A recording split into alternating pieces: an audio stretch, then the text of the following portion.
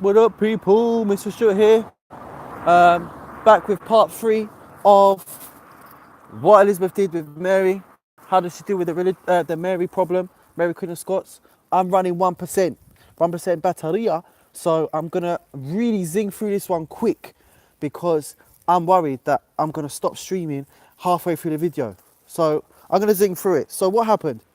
Um, October 1586, Mary was put on trial before a court of about 36 northern, 36 noblemen, okay, including a man called Sir Francis Walsingham, who you met last time.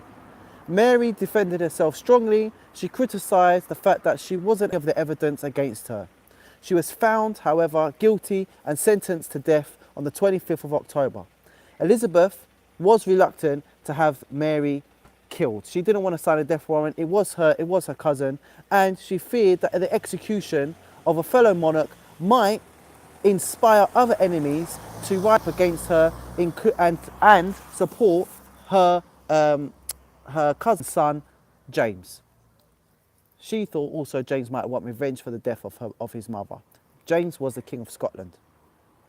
Elizabeth was also concerned that the reaction of Catholic powers around the world, in Europe, Spain and France in particular, would cause her some problems and they might rise up against her supporting James, basically. Yeah?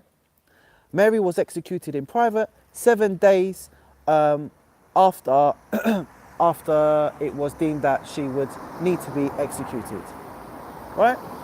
The impact. How did this affect things in England? Without Mary, Catholics had no clear person that they could support to be the Queen of England anymore. The new heir to the English throne was Mary's son, James, who wasn't really Catholic, he was a Protestant.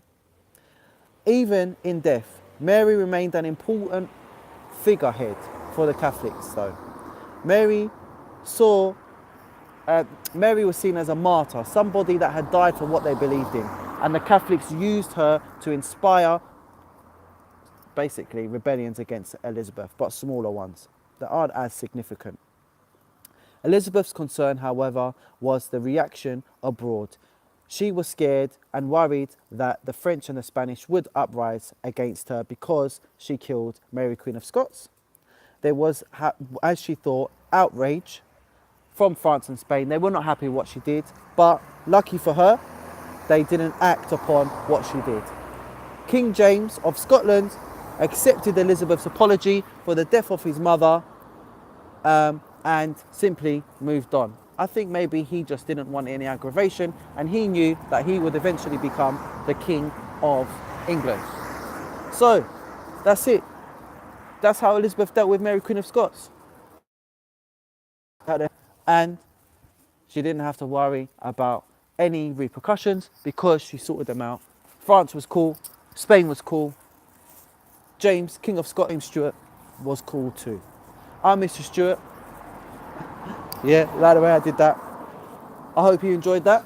That about Mary Queen of Scots and how she was a problem to Elizabeth and how I'll get her probably in about 10 minutes when I've charged my phone. Peace.